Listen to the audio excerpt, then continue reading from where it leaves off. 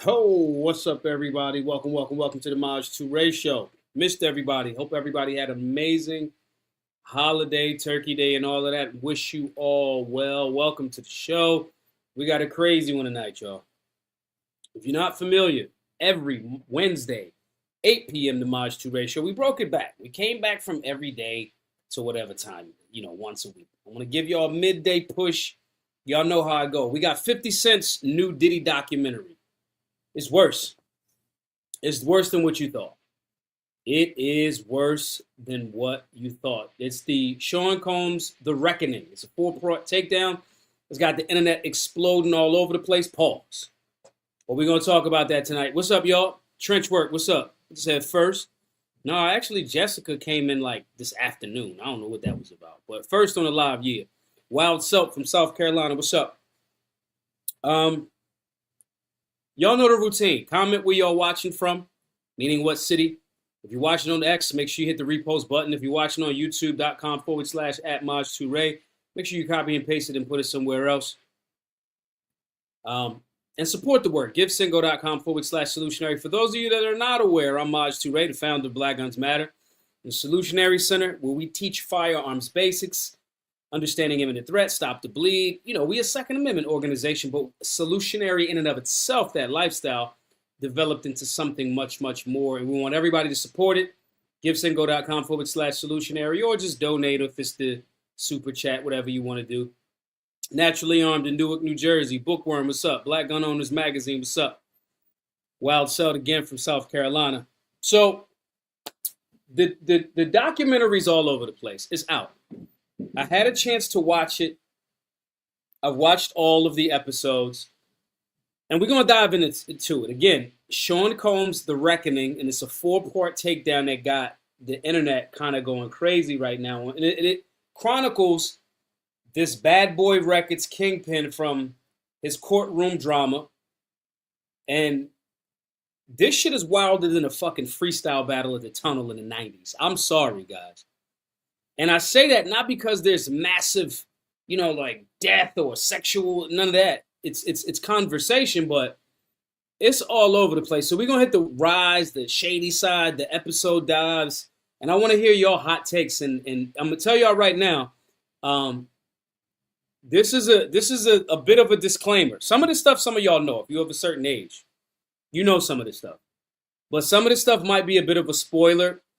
So if you're going to watch it, watch it. But a lot of this is older content, as well as the content that Diddy himself was filming a week prior to him being arrested in a Midtown Manhattan hotel, which obviously he knew he was probably going to get grabbed. So it's crazy.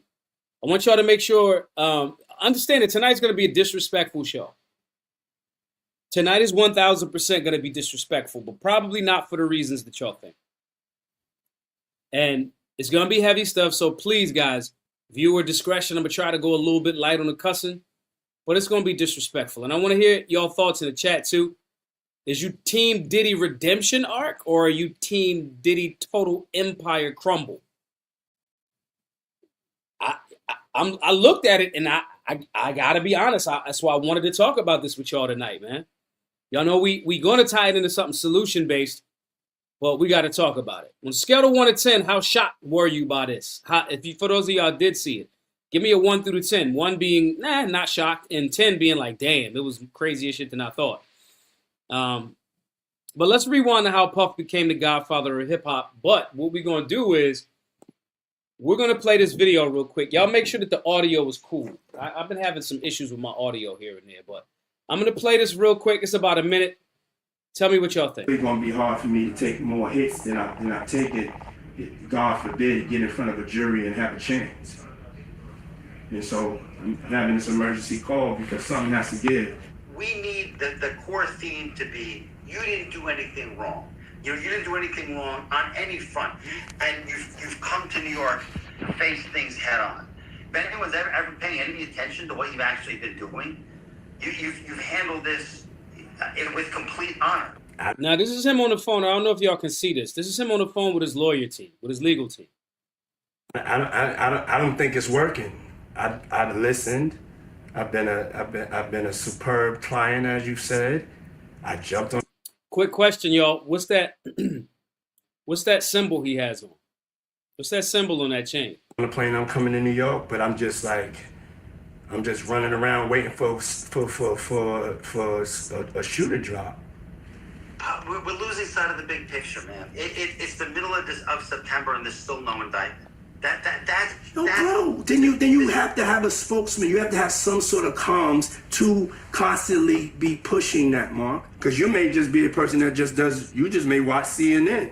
You know what I'm saying? And there's 9 billion people in the world.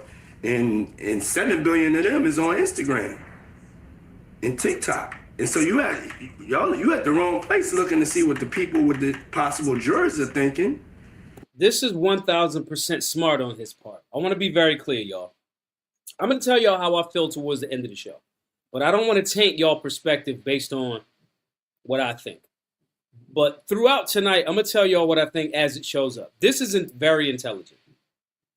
As someone that has been falsely accused, as someone that has, somebody always saying I did some shit that I didn't do. Somebody's also saying things like some of it's good. Some of it's like, yo, I heard you did. And I'm like, damn, I didn't do that. But that's amazing. Sometimes you hear rumors about yourself. For people that don't know me, I'm a very, very nice person to people, but I usually am a loner. I'm usually by myself or avoiding crowds. Okay? But when you're in the public eye, what he's saying is 1,000% correct about how you're getting perceived and portrayed. So that's what he's telling his legal team. Your legal team is not to fucking know PR. Your legal team knows the law. Your PR team knows PR.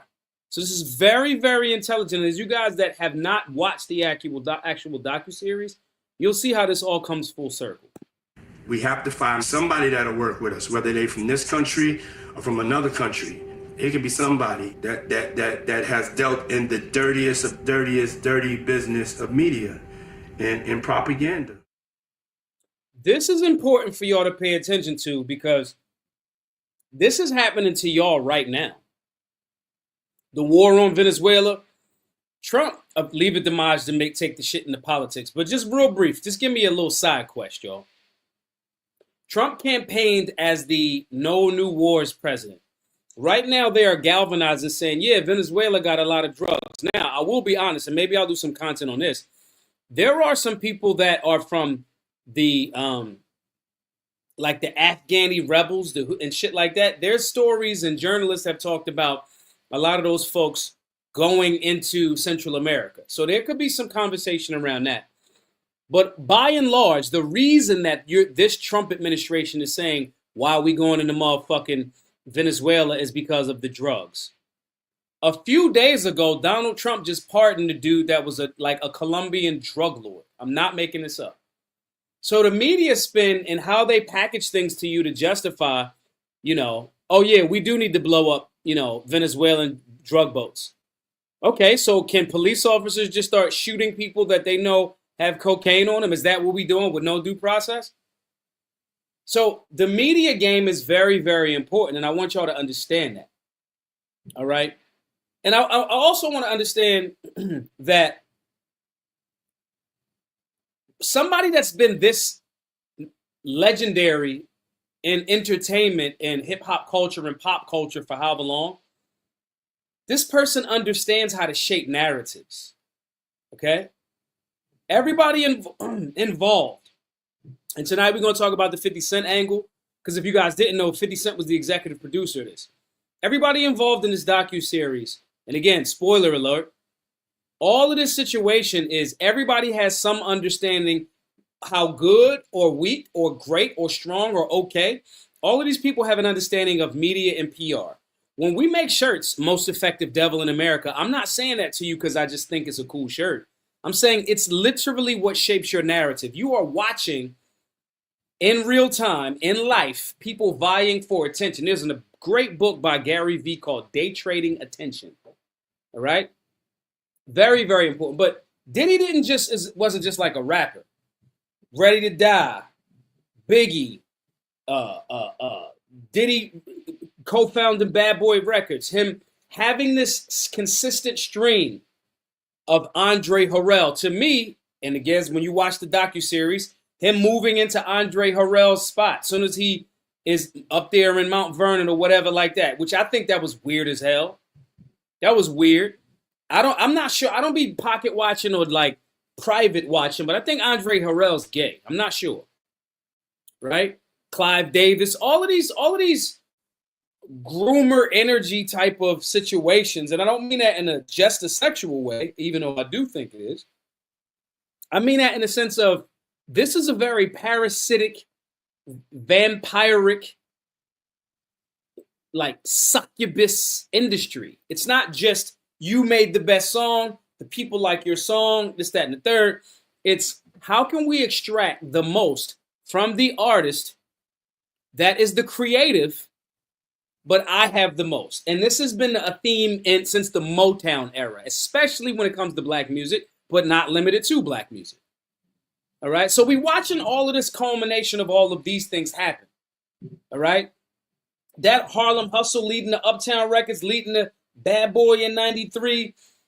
These visionary ideas are things that can create and build empires. But when it's matched and met and metered with a very sinister and take energy, it curates this. This is another part of the reason why I stay outside of so many fucking things. Right? But the big question that, before we go back into that, right? Before we get into the drama, the beefs, the betrayals, and the dark side, right? I want you, a question that everybody's asking is, what the fuck does 50 Cent have to do with this document? What do 50 got to do with this document? How did this fucking footage, if 50 Cent is the executive producer of this, how did 50 Cent get that? So let's go into that. Sidebar, did y'all even know that Kirk Burroughs was a co-founder of Bad Boy Records? Did y'all even know that? Which is weird. So begins the documentary series Sean Combs, The Reckoning, which features intimate footage of vulnerable Combs ensconced in his hotel room, surrounded by trusted friends and associates during what would be one of the most critical moments of his life. Shot with Combs' knowledge, the footage depicts a raw, real Combs in the days leading up to his arrest. At the time, Combs was under federal investigation and dealing with raids on his homes, lawsuits, and headlines, all from his hotel room. Let me stop right there. I want to be very clear. The fact that y'all hit him with a RICO charge, RICOs are for racketeering, influenced, and corrupt organizations.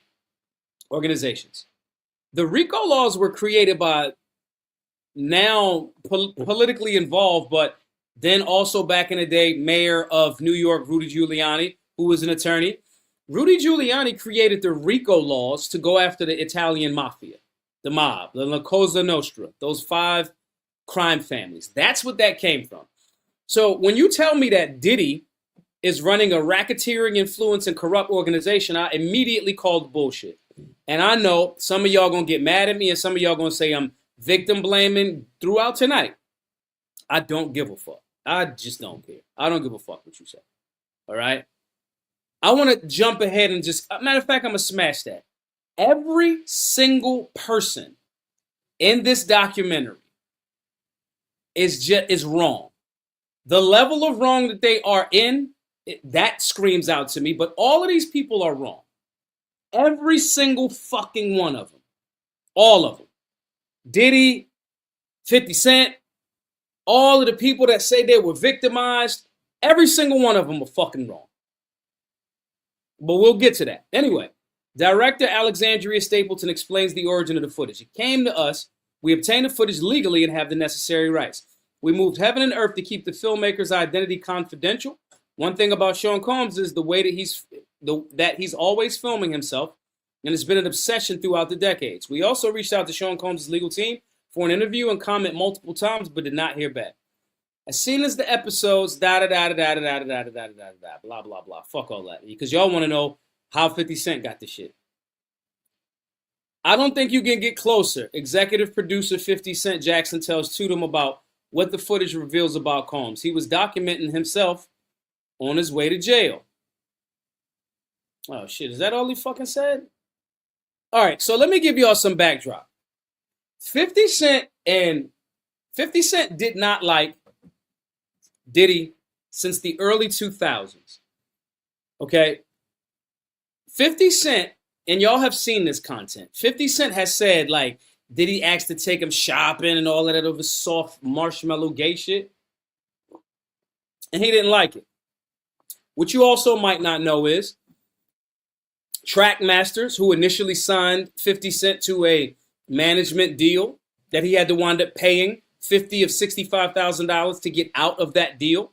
They had relationships with Puff. What you don't know is Steve Stout, who's now has relationships with Puff. If you don't know who Steve Stout was, they talk about him in a documentary too. Dame Dash don't like Steve Stout either. Steve Stout is the one that Puff and security smacked him around with a bottle, broke his arm or some shit like that. He settled out of court and was skinning and grinning with Diddy for $500,000. That's the cost of doing business. No big deal. But he had relationships. So all of these people have relationships, and he doesn't like how Puff generally moves and just operates on some grimy shit. Now, here's the part that you guys might not know, that if you kind of followed you might know some of this. This part right here is another interesting part. This is one of 50 Cent's child's mothers. Her name's Daphne. And I don't know if y'all remember a while back, a couple of years back on Instagram, 50 was saying, you little sex worker, you little sex worker, you, because 50 Cent has two children. His oldest son is Marquise, and his youngest son is by this young lady here. Diddy got 50's second baby mama. Come to find out, when the data was coming out, the information was coming out, Diddy was flying her around too. This was a couple of years back. So on top of all of these things, and this is right up Diddy's alley, because Diddy went after Albie Shore's girlfriend, Eric Sermon's girlfriend. Kim Porter was with Albie Shore first. Then Diddy adopted Albie Shore's son. So these are all things that play into this whole situation. So when 50 Cent, who I do not think put money up to pay for this, I think when the content started becoming available, he put some money up to executive produce it and put his name on it.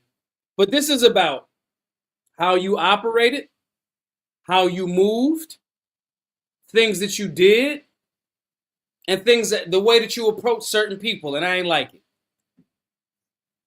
And so now we get 50 Cent's involvement in the conversation. What does this have to do with, because we ain't gonna be talking about pop culture if we're not tying into some motherfucking solutions. That's what we're not gonna do. All right, let me say this. In no way, shape, or form, more specifically to the men, women start wars. I might have some of the baddest women or woman ever that I might be chopping it up with. I am going to move very, very patiently, meticulous. I'm going to communicate very effectively, and I'm not just going to jump out there. I'm not just jumping out there. Women start wars intentionally or inadvertently. And we're seeing now Diddy getting ran through the ringer in this conversation because of 50 now having the resources to put certain people in position, put his name on a documentary, executive produced by 50 Cent. And again, I don't even think that fucking 50 Cent put money into this shit. I don't think so. I think that 50 Cent may have some understanding of some of the grimy shit that these people do, and he might not like it. And then when you fast forward that to his baby mom, that plays a part. To me. So we see this conversation brewing, and we see all of this foolishness. All right, let me close it. As allegations rock Diddy's trial and 50 Cent lashes out online, Daphne Joy becomes central to a story about power, privacy, and survival. Just like that, Daphne Joy's name is once again at the center of a hip-hop storm. Although she hasn't been specifically named in Sean Diddy Combs' federal trial, there's been much conversation surrounding her allegedly being involved. The courtroom has been tense and the testimony hasn't held back. His charges mounted against Combs, ranging from, this is a little while back, just so y'all know. This is before he was sentenced or convicted. One anonymous witness referred to in the court as Jane Doe delivered a harrowing account. She detailed allegations of Combs' control, coercion, and exploitation. Her identity wasn't named publicly, yet online a single name surged to the surface. According to reports and courtroom observers, many believe Daphne is the woman behind the pseudonym. The clues were layered, and Jane Doe mentioned having a child with another famous rapper. Meanwhile, Daphne shares a son with 50 Cent, one of Diddy's most vocal critics, and was photographed vacationing with Combs in 2021. Though neither she nor her legal team has confirmed her involvement, her known presence at the trial has added fuel to the speculation. Guys, you have to move clean. When I'm dating somebody or intending to date somebody, I'm going to tell them straight up, I'm going to conquer you. I am into a specific type of relationship. You are not going to be in control. I am going to be in control of certain things. You're going to be in control of certain things, because most times that gets the person away from me. And if you leave, cool, I can get back to work. If you already got on my radar somehow and I like you, and if I start communicating with you about what the fuck is going to be, and if you leave, great, I get to serve more people. I don't have to chase a relationship. Why? Because if you're not very honest, very direct, very open, that's the thing that saved me a lot of times, right? But when you start getting these simpery energies, if you participate in the goofery as it relates to the fairer sex, you setting yourself up for this. And Diddy chasing a bunch of people's women for decades. And when you get the power and the resources, they show up right to you. When these things start to happen, now you're creating a vortex for yourself. All right. So it's not enough almost to win and be at the top of the music game. It's the same thing that's been alleged about Drake. Always being up behind somebody's woman. And it's not enough to just make amazing songs and be an awesome person and get paid very handsomely to do so. You got to try to like, Kiki, do you love me? You got to be up under Kim Kardashian knowing that that's Kanye's chick. You got to be up under when Lil Wayne, who brought you in the game, goes to Rikers Island, you got to date one or smash one of his chicks. This weird obsession with other men's women, because I'm going to tell you right now, if you attempt to deal with my woman,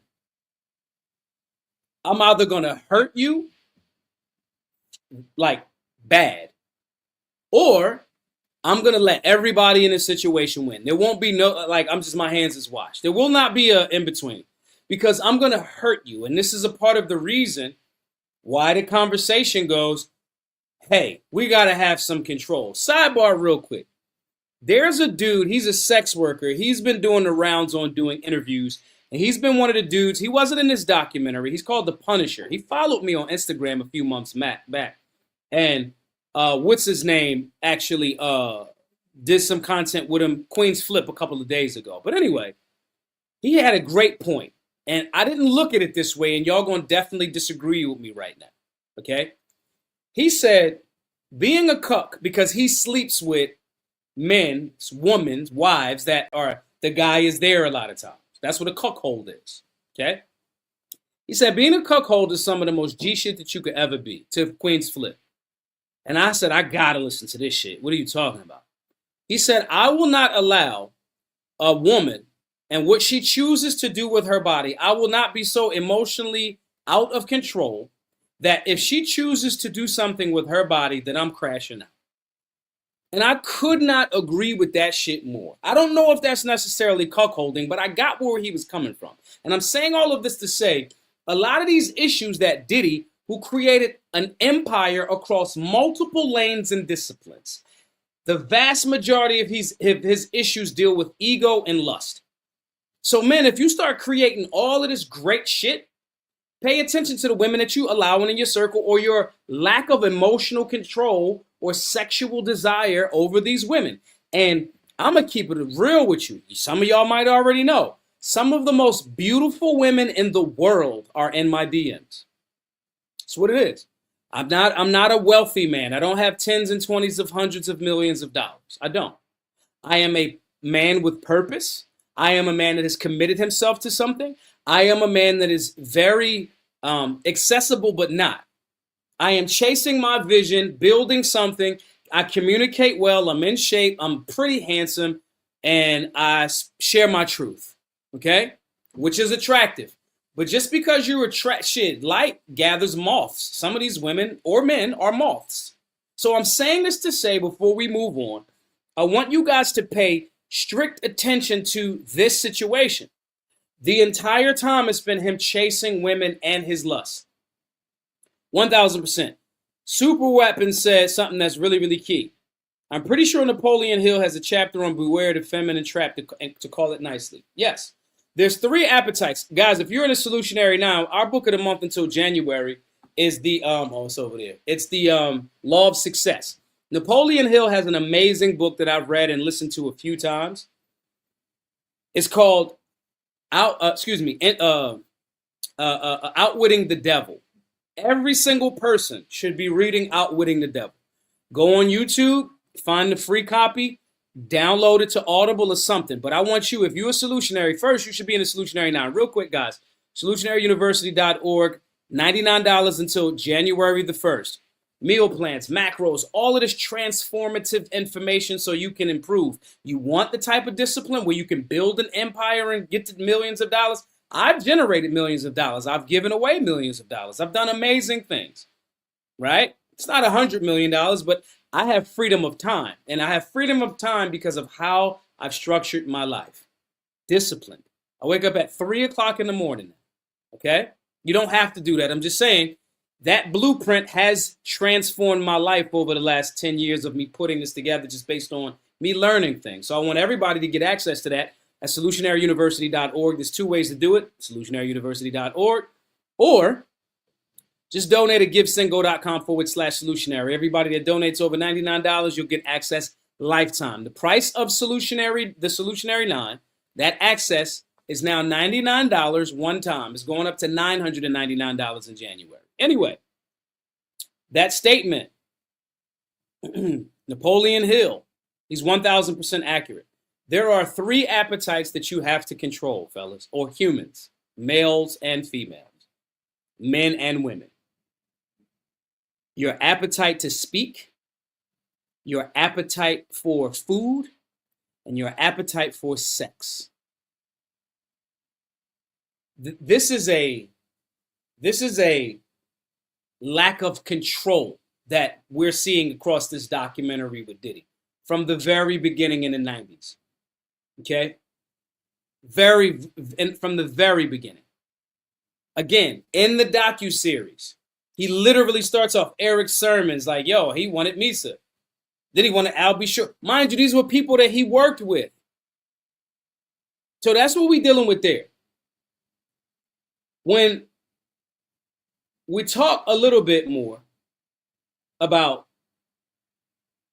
what this creates. When you have someone, it's on the screen now, guys, how you can join the Solutionary Now. If you're watching on YouTube, you can just click the link in the comments. Let's read a little bit more.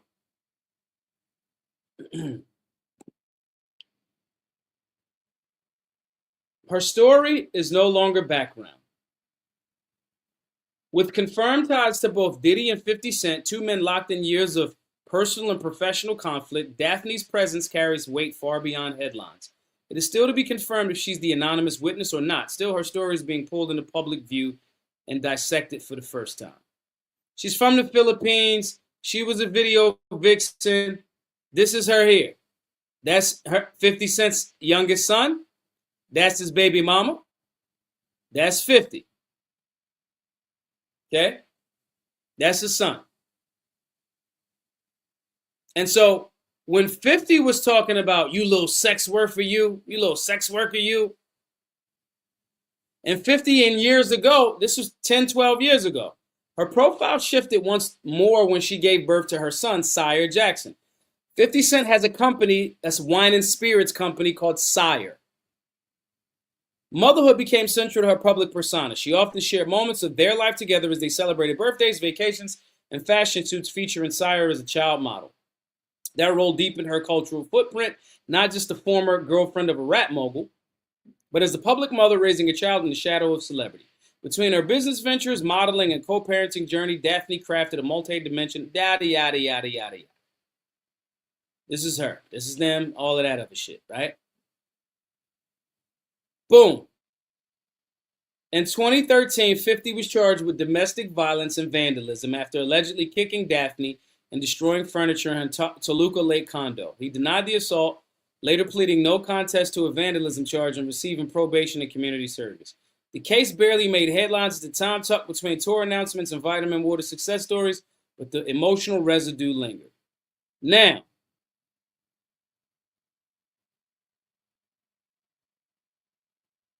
let me say this, y'all. This is that emotional shit. This is that emotional shit. You had a baby by this woman. You should not have had a baby by this woman. But you thought, like a lot of people do, oh, the Asian ones, you out of your fucking mind. Okay? But all of this other shit, 50 Cent calling her a sex worker and this, that, and the third, here we go. Jane Doe is 50 Cent's baby mama, Daphne Joy. So when we going into this Netflix documentary and people go like, what the fuck do 50 Cent got to do with it? If you wasn't around for all of that shit and you wasn't immersed in certain conversations in hip hop culture, I have not been immersed in this shit after I started getting my fucking life together. Because all of this shit is just entertainment. And we all know that entertainers are not leaders, right? But when you do know this, this picture starts to become clear. Remember I said earlier to y'all, everybody involved in this shit is fucking wrong. 50 Cent too. You wrong because you impregnated a sex worker. This is sex worker. That's you wrong. You shouldn't. You already had one bad relationship with your first baby mama and your oldest son. You just wanted to recreate something else, so you were wrong there. Then you fast forward to now you got your name in the shit. Now, here's where 50 could be right. 50 could be right because he's like, yo, I'm going to take Diddy down because of the fact that he's been bullshit to so many people for so long, and I hate that everybody else is being quiet, da-da-da-da-da-da. But I don't think it's that. And I like 50, don't get me wrong. Some would say I'm like a 50 Cent of the Second Amendment community because I don't like none of you motherfuckers. If I don't know you, if you ain't my man, I probably don't like you because I've had bad experiences with a lot of motherfucking Second Amendment community people. If you're not a solutionary, you're fucking wrong. If you're not down with solutionary shit, you fucking wrong, period. That's how I view it. I'm super nice to everybody. I'm helpful. I'm giving. I'm all of that. But I'm also to myself a whole lot. Or my small, unit. Pause. Right? I don't think it's that. I don't think it's 50 Cent just trying to fight the good fight. I think 50 Cent wants a spot and he's a competitive dude. And I think that it's easily justifiable to make fun of Diddy because everybody else being quiet about it. I don't think he's being righteous. And I also think he's getting a lot more credit for this fucking documentary. He wasn't involved in that. That's why Dame Dash said not long ago on The Breakfast Club, he's capping. He's capping. Now, you can pay some money and get your name in the executive producer credit. I get that. But most of that content came from Diddy himself. See, Diddy is wrong because even in him fighting a federal trial or under federal investigation, he still wanted the cameras to roll because I can see where the victorious mentality comes from. I'm gonna win. I'm gonna pull through this too. Because if you watch the docuseries, he's been in his claim to fame came from him when he was a college student and there was people dying in one of the first hip hop basketball games. That's how he rose to prominence in the New York area. Then he leveraged that into something else, He got with Andre Harrell, absorbed his energy, got bigger than that, went on to Clive Davis, absorbed his energy, did whatever they did. I don't know if Andre Harrell was gay or whatever. I don't know. Clive Davis, I ain't private watching and pocket watching. I'm inspired and looking at things as cautionary tales. That's it. But then as he continued to grow, probably got groomed by those guys. Because we never hear about those guys. We never hear about fucking Clive Davis. We never hear about his exploitation. Clive Davis exploited Aretha Franklin. That's why she wanted to get paid in cash. Whitney Houston. The entire industry under Clive Davis and Andre Harrell, who was a student of Clive Davis, just made it hip hop. They all practiced the same business model. They extracted resources from all of these great talents, black, white, every color so-called in between. So when I say 50 ain't being righteous, I think he wants to be, and the music industry dead like that with streaming and all of that, right? It ain't the same big budget money. However, I think he wants a different position. So I don't think he's all the way righteous, and I definitely don't, Diddy ain't all the way righteous. We definitely know that. I also don't think that fucking Diddy did. That's why as soon as they said Rico, I was like, this is bullshit. You did not run a mafia. You flew bad bitches to other places and control bitches. As artists, are we going to indict Future? Peep this. Are we going to indict Hugh Hefner and posthumously? Larry Flint. Don't just make it about these so-called low-end totem pole motherfuckers. Nah. This is a culture of exploitation, and everybody's fucking wrong. That's why I stay to myself. My little show, my little build with the people that I'm building and building what I'm building. These are ego issues. It's not enough to win Grammys and have the roster of fucking talent. The roster of talent. And then you talking about a RICO for this person where women were willingly involved in this situation. You out of your fucking mind. So that's how 50 Cent is involved. Because Diddy fucked your bitch in some damn Gucci flip-flops. Fucked your bitch in some damn... Anybody that knows me knows, in reality, that has met me in real life, not what they heard about me. If you met me in real life and saw me in a public setting with people, I am very gracious. I give my time. I take pictures. I communicate. But when that energy starts feeling like women are trying to like get to know me a little bit more, I swear, I wish there was somebody in here that could vouch for this. If somebody in here that could vouch for it, tell me. If I'm lying, call me out in chat.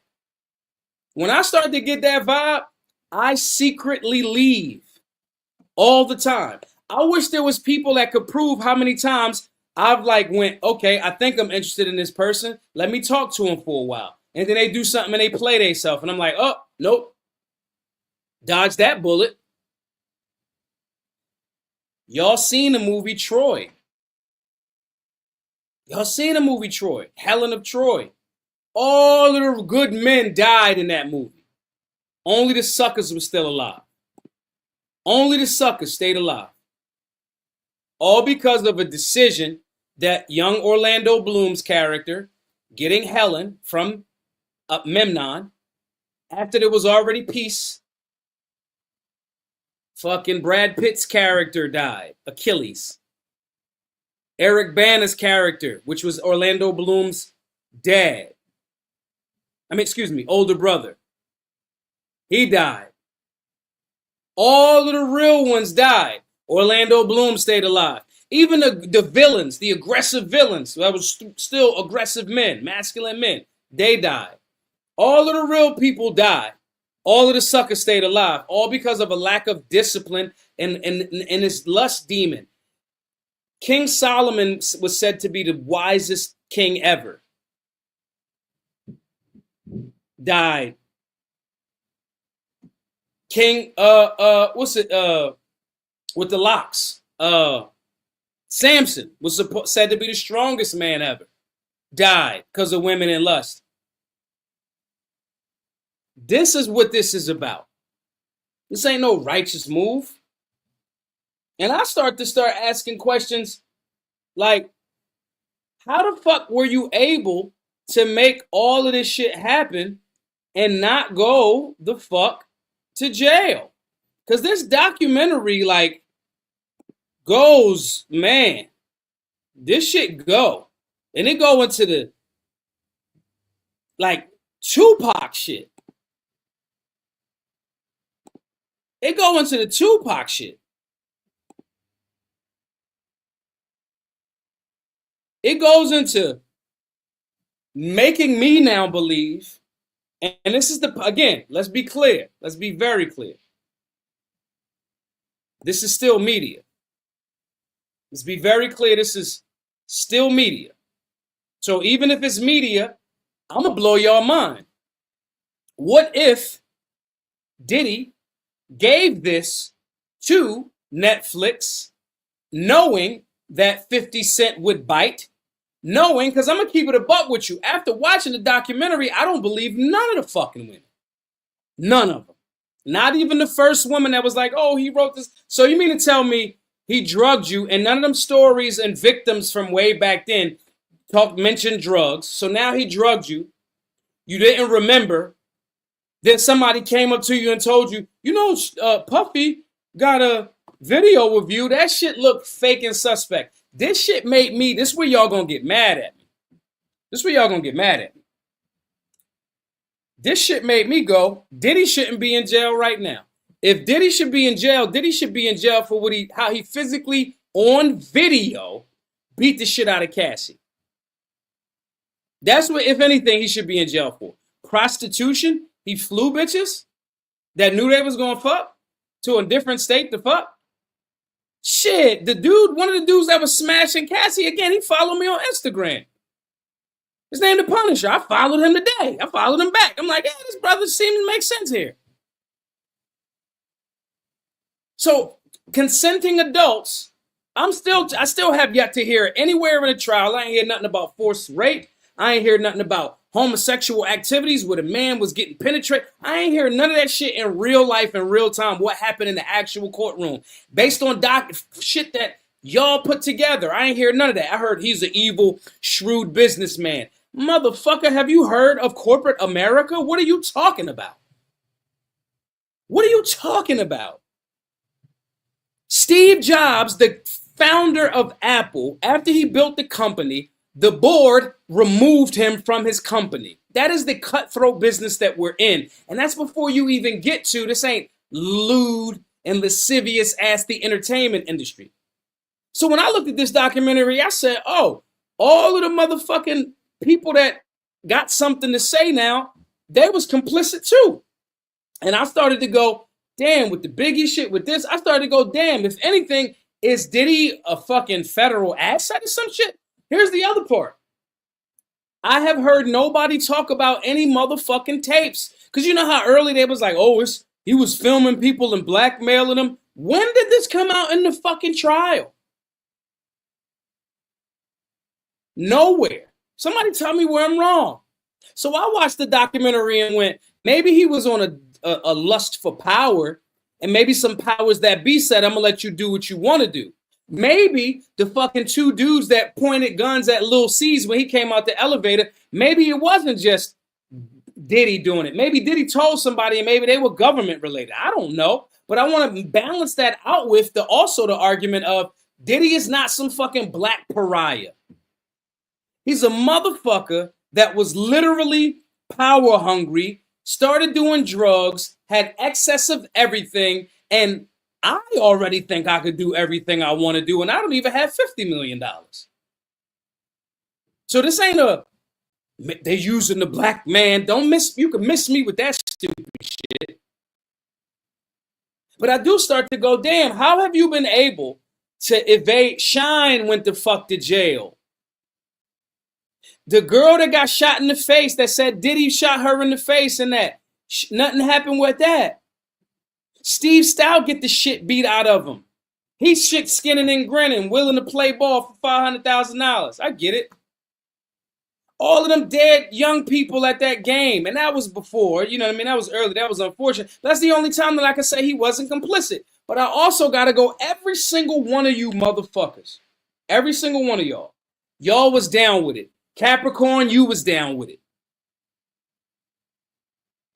The guy that co-founded Bad boy with him. You got all of this negative shit to say about him. Now you was down with it because you said yourself, did this make me like I was in the cult of Diddy? Puff Daddy? Maybe I was the first disciple. Yeah, you was. Because when the money good, everybody gonna go along with it. All of y'all was complicit. Everybody in the story is the fucking villain. Not Maj. Everybody else. Everybody else in this fucking story is a villain from my perspective. I have such little respect for everybody involved in this and their role, I should say. I think Diddy just outplayed y'all. I think he dangled a carrot in front of you. I think that you didn't go into it with the right paperwork.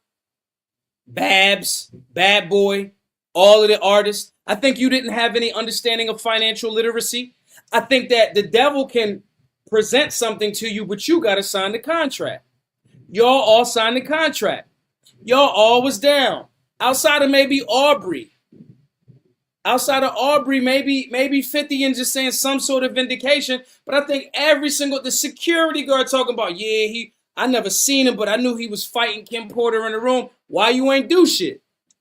That ain't G to me. You now telling me 20 years later. How do we know how much money got all of y'all motherfuckers lined up to sit in front of that great lighting to have this conversation about Diddy, which means you knew this. And the only person that was somewhat vocal was Aubrey however long ago. But in my opinion, not vocal enough. How I know y'all didn't get paid to have this conversation now? Because when you was around, when it was bad boy for life, you was turning a blind eye. That don't make you the fuck righteous. That make you a coward to me. Tell me where I'm wrong. 50 ain't honorable. Y'all all played the game. The government overcharged them. For whatever reason, even the DA. Oh, we couldn't get him on this. We couldn't get him on that. Try to hit him with the RICO. Hit him with the Mann Act. Hit him with this. Hit him with that. The Mann Act is some bullshit. That was based on some Jack Johnson shit. Oh, you went across state lines and slept with a white woman. That's where that come from. So y'all hit him with the RICO. He got the resources to put together a super legal team and understood the importance of PR. Got PR people out in front of the fucking courtrooms. He beat y'all at your own fucking game. And that motherfucker gonna be home by the summer. And he gonna rebrand and he might sue Netflix because there's a cease and desist happening. Cease and desist. Let's play this real quick. Netflix defends Ted Sarandos against Diddy's reckoning reproach and legal threats. This is not a hit piece. It says of docuseries executive produced by 50 Cent. The smart PR move for 50 Cent was attaching his name to this. He's now associated forever with one of the biggest hip-hop empires in world and of the world. He had the beef with Ja, but he got that Ja ain't strong enough. Eminem don't make music no more. Dre fucking selling headphones. Now 50 Cent is in the fucking music and entertainment Netflix deal energy issue and conversation. But Diddy says, yeah. Diddy's lawyers alleged. He says, the docuseries executive produced by 50 Cent is an act of corporate retaliation, as Diddy's lawyers allege. The claims being made about Sean Combs' The Reckoning are false, a Netflix spokesperson told Deadline on Tuesday night.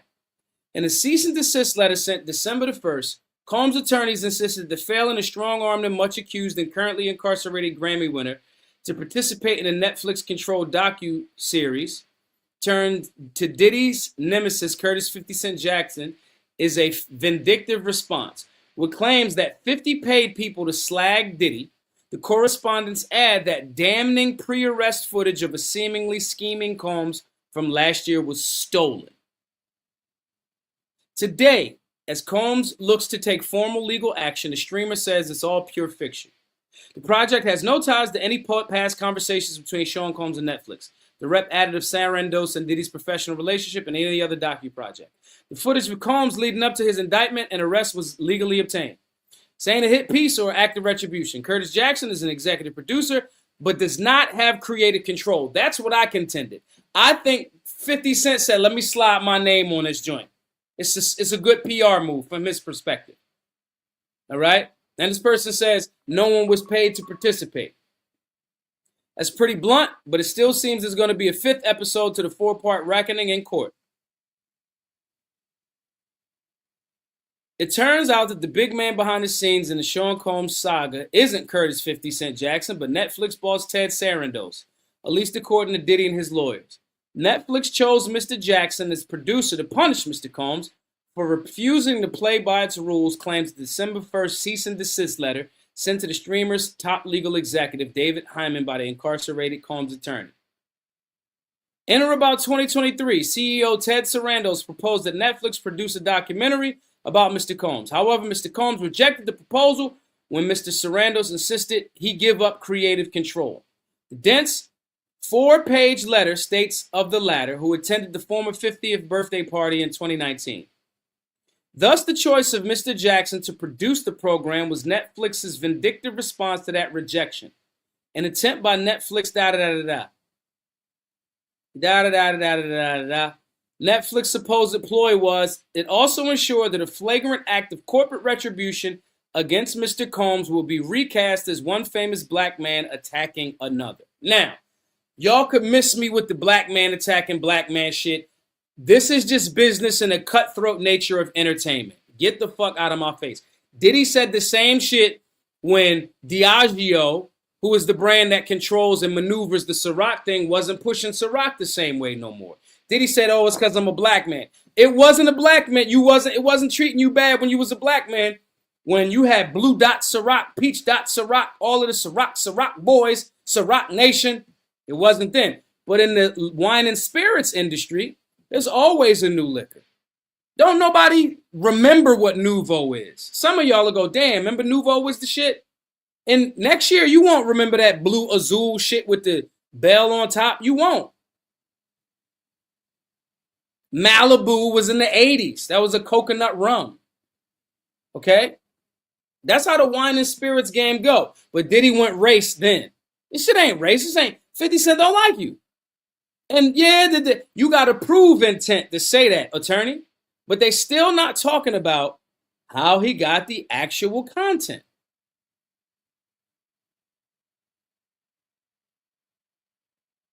They're still not saying it.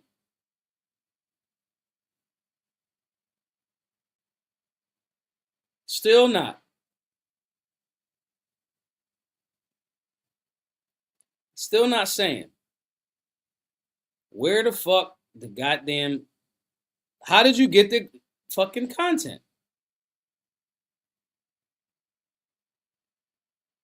I don't know. It's not saying it in here. It's not saying. They saying today, Combs reps told Deadline that after watching the series and now knowing what is in it, Sean's team is reviewing his legal options and will decide shortly how to respond. The game is rigged, guys. I want y'all to know that. The game is rigged. But here's the part that I want y'all to understand very thoroughly.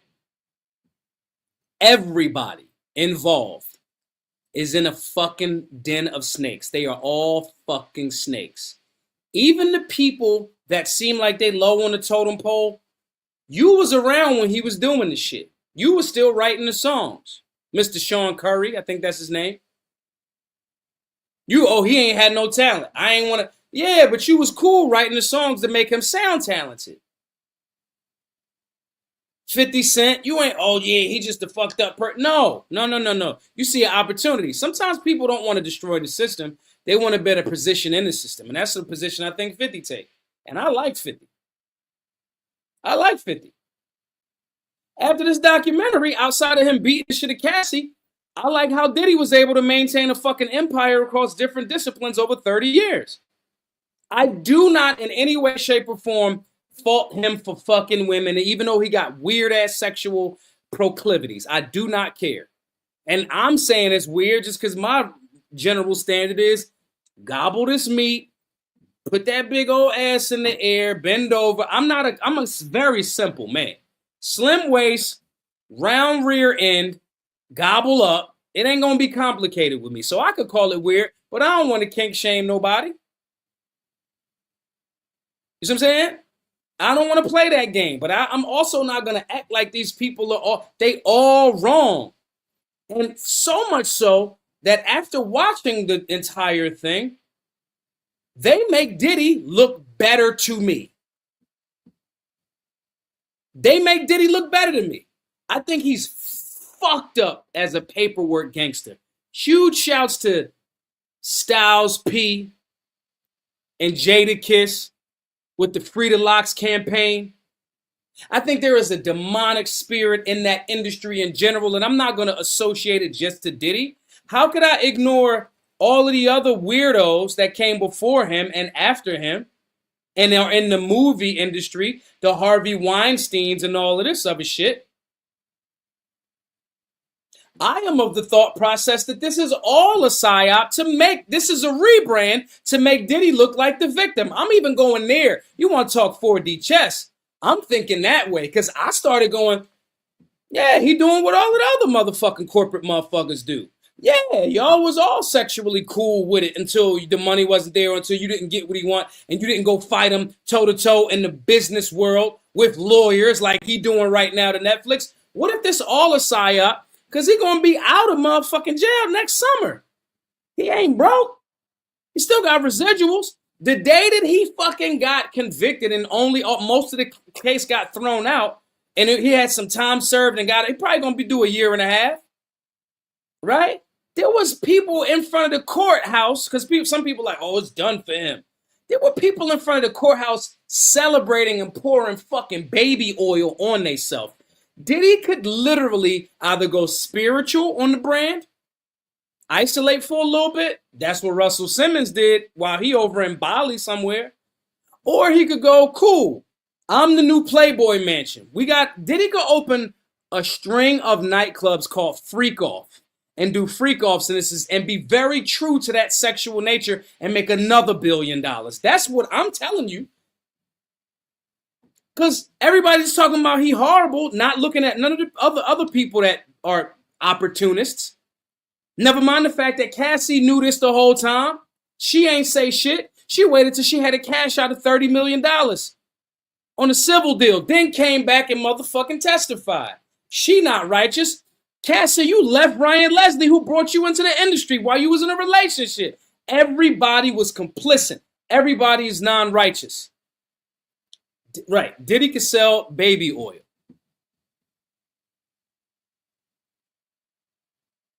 Diddy could sell baby oil. Diddy could do anything after this. And I started to go, damn, this shit making me look at him like, damn, maybe that's the play. Because would Netflix put a whole documentary out of content that they didn't legally obtain? The mighty Netflix? It seems like their lawyers would know better than that. When you're playing the media game, I want y'all to understand this. Anything that makes it onto a screen, question, critique, be objective, and land on this sentence. I've evaluated these things. I've come to this kind of conclusion, but I may be wrong. Stay open to being wrong. It's all PR. It's all PR. We all watching the show. This is bread and circuses. Meanwhile, the national debt just tripped over $39 trillion. It went from 37 and some change in the last year and a half, 37 and some change trillion in debt, to now $39 trillion in debt. It's all Batman and the Joker shit. It's all for the show. Most effective devil in America.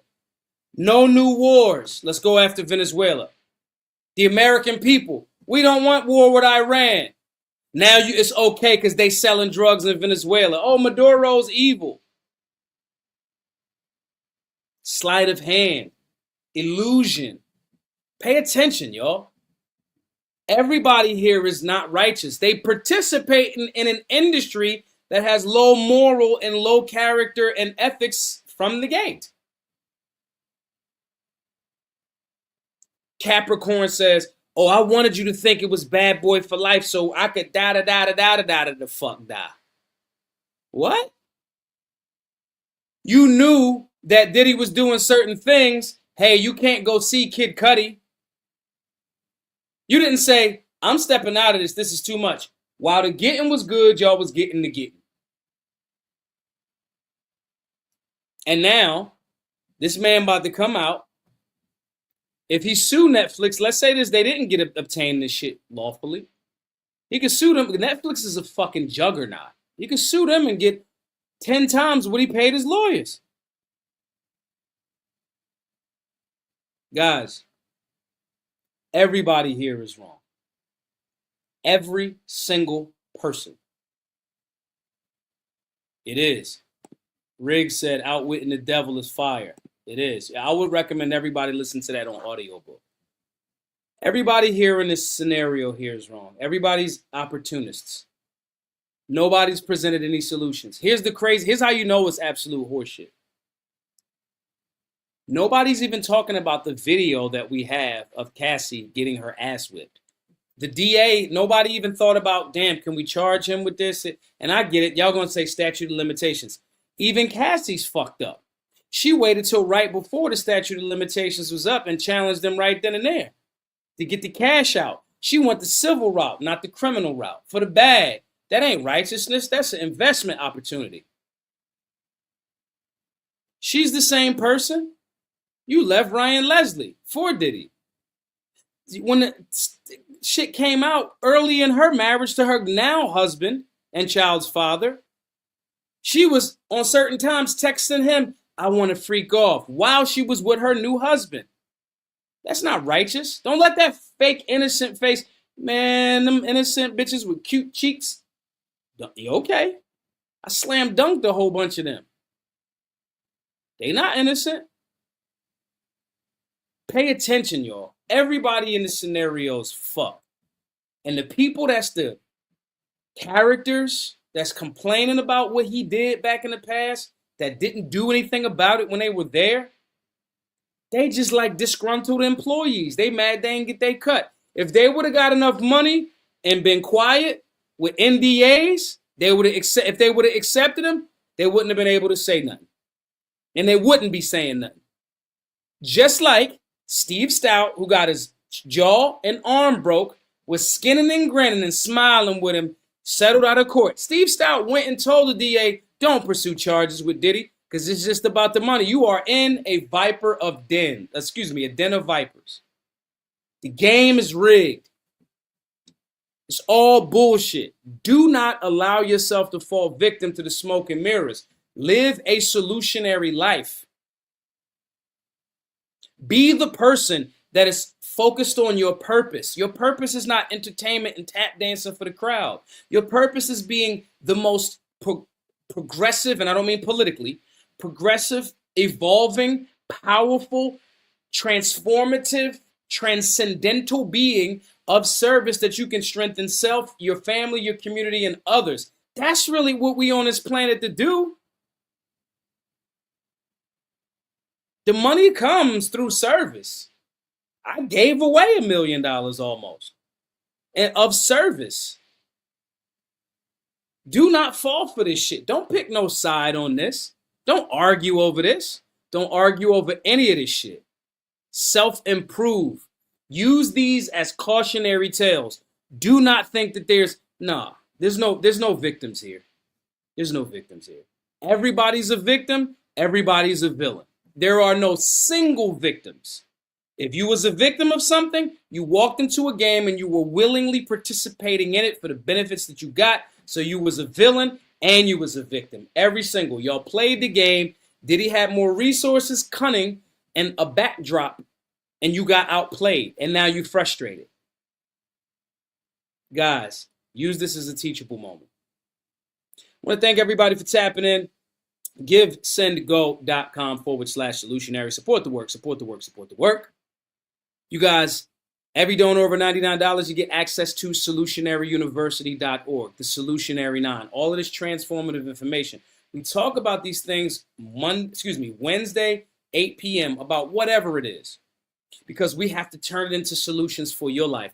If y'all not learning from the show, there's no reason for me to do the fucking show. And if you learn from the show, the first thing you should learn is I have to self-improve. Men, If you want a simple blueprint to elevate your life and have the discipline to stay on code and stay focused, join the Solutionary 9. Are you in shape? That's where discipline comes from, or one angle. Are you controlling what you say, controlling what you consume, what you eat? Macros, meal plans. This is a holistic approach to make sure that you can gather yourself. Self-restriction is the key to self-mastery. So you're not finding yourself in these situations, or you're not willingly participating over and over and over and over in these situations. And I'm more specifically talking to the men, because men, you generally chase women. Women ain't chasing y'all like that.